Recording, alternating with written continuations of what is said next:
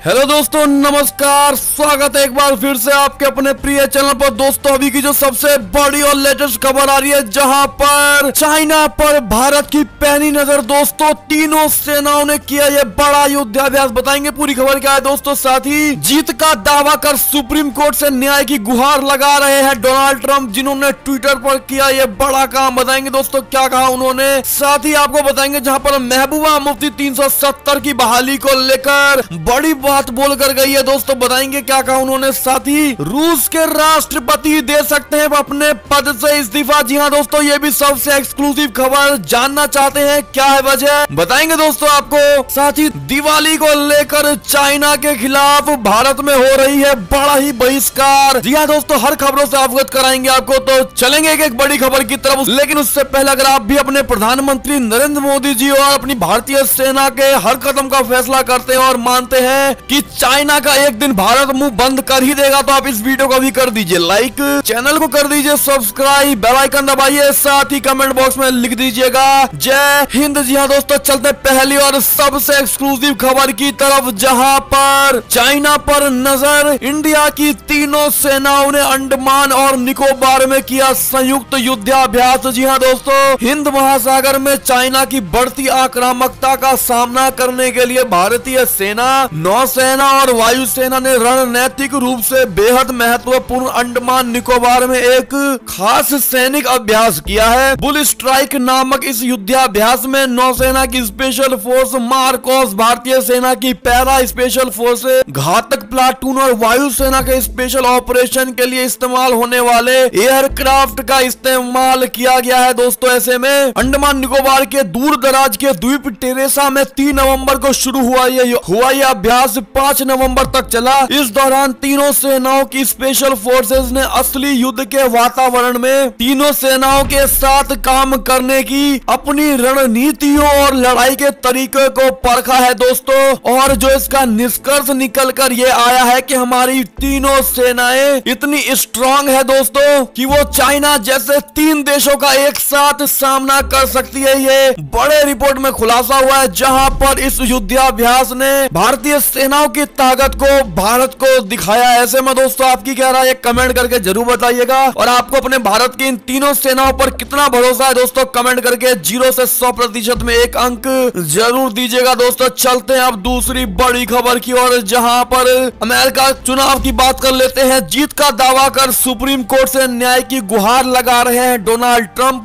Twitter पर निकाली इन्होंने भड़ास। जी हाँ दोस्तों, अमेरिकी राष्ट्रपति चुनाव में डेमोक्रेटिक पार्टी के उम्मीदवार जो बाइडेन से काफी पिछड़ चुके हैं। राष्ट्रपति डोनाल्ड ट्रंप ने जीत का दावा करते हुए सुप्रीम कोर्ट से पोस्टल बैलेट को खारिज करने की गुहार लगाई है। ट्रंप ने कहा कि वो आसानी से राष्ट्रपति चुनाव जीत जाते अगर केवल कानूनी वोटों को ही डालने दिया गया होता। उन्होंने कहा कि पर्यवेक्षकों को उनका काम नहीं करने दिया गया है। जी हाँ दोस्तों, आप ट्वीट पे देख पा रहे होंगे, जहाँ पर उन्होंने लिखा है कि मैं आसानी से अमेरिका के राष्ट्रपति पद का चुनाव जीत जाता अगर केवल कानूनी वोटों को ही डालने की अनुमति दी गई होती। पर्यवेक्षकों को किसी भी तरह से और किसी भी जरिए से अपना काम करने की अनुमति नहीं दी गई, और इसलिए जिन लोगों के वोट इस अवधि में स्वीकार किए गए उन्हें निश्चित रूप से अवैध माना जाना चाहिए। अमेरिका के सुप्रीम कोर्ट को इसका फैसला करना चाहिए। ऐसे में दोस्तों, आप डोनाल्ड ट्रंप के इस गुस्से को आप जायज समझते हैं दोस्तों, या फिर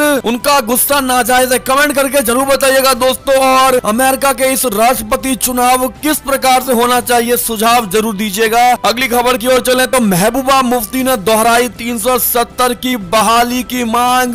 कहा चोरी का माल पचता नहीं है। जी हाँ दोस्तों, जम्मू कश्मीर की पूर्व मुख्यमंत्री और पीडीपी प्रमुख महबूबा मुफ्ती अपने जम्मू दौरे पर है। उन्होंने यहाँ एक बार फिर अनुच्छेद 370 की बहाली का मुद्दा उठाया। पार्टी कार्यालय में पीडीपी कार्यकर्ताओं को संबोधित करते हुए महबूबा ने कहा कि भारत के संविधान ने हमें अलग झंडा दिया है और हम उसे वापस हासिल करना चाहते हैं। केंद्र सरकार पर निशाना साधते हुए महबूबा मुफ्ती ने कहा है कि डकैतों ने रात को हमारे विशेष राज्य का दर्जा हमसे छीन लिया। उन्होंने कहा कि संसद का दुरुपयोग किया गया, लेकिन मैं उन्हें बताना चाहती हूँ कि उन्हें अनुच्छेद 370 और 35A की बहाली करनी ही होगी, क्योंकि चोरी का माल पचता नहीं है। उन्हें सूद समेत 370 और 35A को वापस लौटाना होगा। ऐसे में दोस्तों आप किस प्रकार से महबूबा मुफ्ती को जवाब देना चाहेंगे दोस्तों उनके इस चोरी वाले बयान को लेकर, जो जम्मू कश्मीर भारत का अभिन्न हिस्सा है फिर भी महबूबा मुफ्ती वापस से जम्मू कश्मीर को अलग करने की मांग कर रही है। दोस्तों आपकी क्या राय है कमेंट करके जरूर बताइएगा दोस्तों, और भारत सरकार को क्या एक्शन लेना चाहिए महबूबा मुफ्ती के खिलाफ जरूर बताइएगा। एक और खबर की माने तो सेना प्रमुख जनरल नरवणे से मिले नेपाल के प्रधानमंत्री केपी शर्मा ओली, भारत को बताया अच्छा दोस्त। जी हाँ दोस्तों, सेना प्रमुख जनरल एम नरवणे ने शुक्रवार को नेपाल के प्रधानमंत्री केपी शर्मा ओली से मुलाकात की है। जनरल नरवणे 3 दिवसीय दौरे पर नेपाल में हैं। दोनों देशों में जब से सीमा विवाद शुरू हुआ तब से यह पहली उच्च स्तरीय बैठक है। मुलाकात के दौरान प्रधानमंत्री ओली ने कहा है कि नेपाल और भारत के बीच लंबे समय से विशेष संबंध है। केपी शर्मा ओली ने कहा कि भारत और नेपाल के बीच अच्छी दोस्ती है और दोनों देशों के बीच बातचीत के जरिए मुद्दों का समाधान किया जाएगा।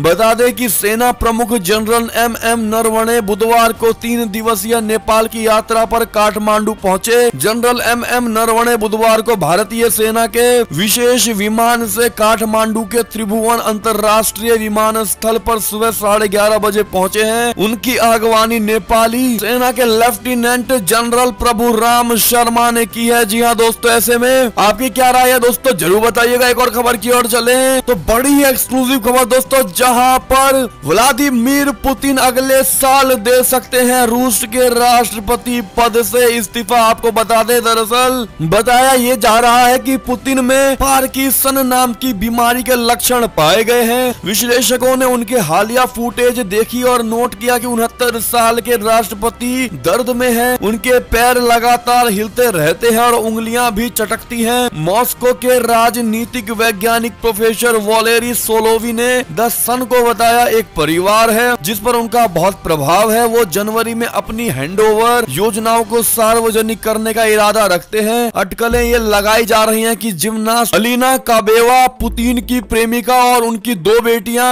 मारिया वोरोसोवा और कतेरीना तिखोनोवा उनसे आग्रह कर रही हैं कि वे अपने स्वास्थ्य की ओर देखभाल करें। ये अटकलें ऐसे समय में आई है दोस्तों जब रूसी सांसदों ने एक कानून पेश किया था जो पूर्व राष्ट्रपतियों को आपराधिक अभियोजन से जीवन भर की प्रतिरक्षा प्रदान करेगा। ऐसे में दोस्तों ये बड़ी खबर और सबसे एक्सक्लूसिव खबर दोस्तों हमारे चैनल पर आपको मिलने वाला है और मिलता रहता है। तो अगर आप हमारे चैनल पर नए हैं तो दोस्तों इस वीडियो को लाइक के साथ में सब्सक्राइब जरूर कर दीजिएगा हमारे चैनल को। दोस्तों अब चलते और बड़ी खबर की ओर, जहां दिवाली में चाइना सामान के बहिष्कार से हो रहा है नुकसान, जिसको लेकर चाइना को लगी मिर्ची। जी हाँ दोस्तों, भारत चीन सीमा विवाद का असर चाइना के सस्ते उत्पादों की बिक्री पर पड़ रहा है। भारत में इस बार कई दुकानदार और रिटेलर दिवाली से जुड़े चीनी उत्पादों का बहिष्कार कर रहे हैं। चीन को भी इस बात से मिर्ची लगी है। चीन की कम्युनिस्ट पार्टी की सरकार के मुखपत्र कहे जाने वाले ग्लोबल टाइम्स ने इसे लेकर एक आर्टिकल भी छापा है। दोस्तों इस आर्टिकल का शीर्षक है, क्या गाय के गोबर से बने दियों से भारत में ज्यादा अच्छी दिवाली मनेगी। ग्लोबल टाइम्स ने लिखा है कि भारत चाइना के संबंध इस साल बुरे दौर से गुजर रहे हैं और इस बात को आसानी से समझा जा सकता है कि हर बार की तुलना में इस बार चाइना के सामान का ज्यादा बड़े पैमाने पर बहिष्कार हो रहा है। अखबार ने दावा किया है कि इससे चीनी कारोबारियों से ज्यादा भारतीयों को ही नुकसान होगा। ग्लोबल टाइम्स ने लिखा है कि इससे गरीब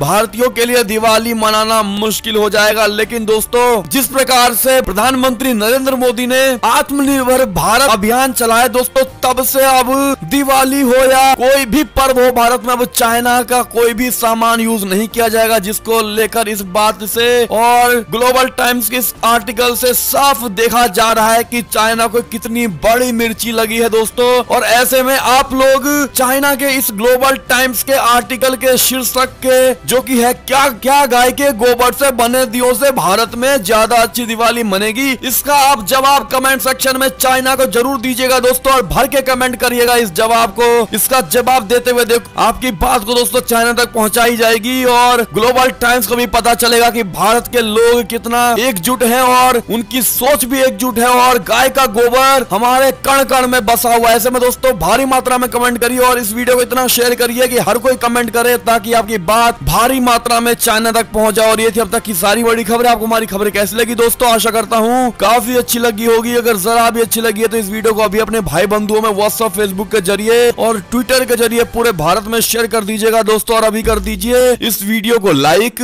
चैनल को कर दीजिए सब्सक्राइब, बेल आइकन दबाइए, साथ ही कमेंट बॉक्स में लिख दीजिए